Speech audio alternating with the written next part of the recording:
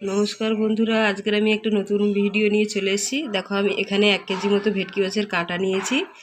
তার থেকে কিছু মাছওয়ালা ভেটকি আমি বেছে রেখে দিয়েছি। এটাকে আমি এই প্যানে তেল গরম হতে দিয়েছি।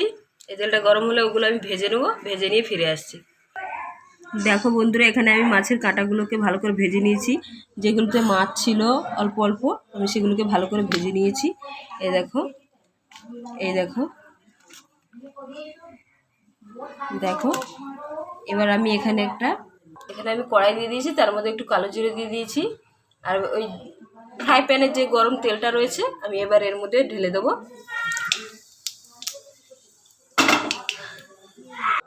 দেখো বন্ধুরা, এখানে সর্ষে বাটা রয়েছে, আর এখানে আমি কিছুটা কাঁচা লঙ্কা একটু চিড়ে নিয়েছি।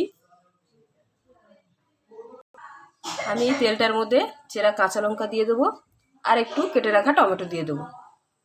দেখো বন্ধুরা, এই কাঁচা লঙ্কা, কালো জিরে আর টমেটোটা একটু ভেজে ভেজে নেবো।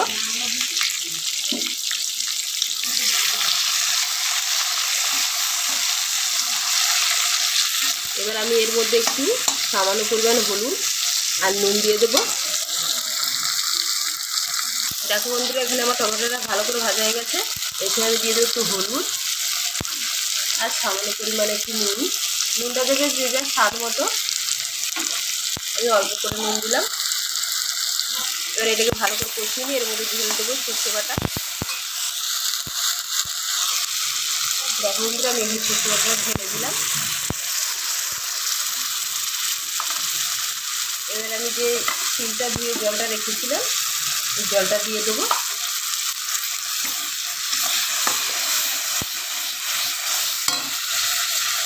আমি এটা কষে নিয়ে ফিরে আসছি।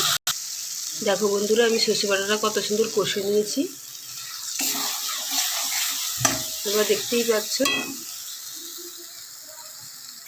ঠিক এইভাবে কষা হয়ে গেলে এই সময় আমি দিয়ে দেবো জল।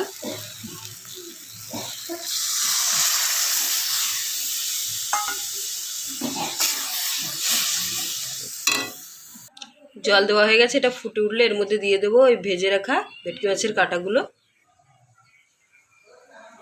দেখো বন্ধুরা, ঝোলটা ভালো করে ফুটে উঠেছে। এবার আমি ভেজে রাখা মাছগুলো এক এক করে দিয়ে দেবো।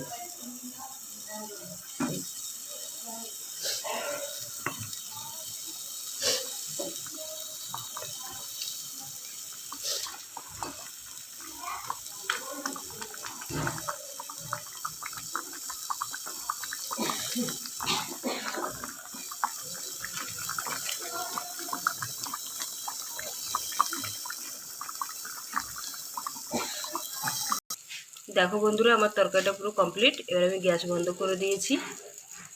এবার আমি একটা বাটিতে নামিয়ে নেব। দেখো বন্ধুরা, আমি নামিয়ে নিয়েছি।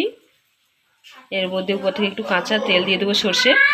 দেখো বন্ধুরা, আমি উপর থেকে একটু সর্ষে তেল দিয়ে দিয়েছি কাঁচা, এতে টেস্টটা একটু বেশি ভালো লাগে।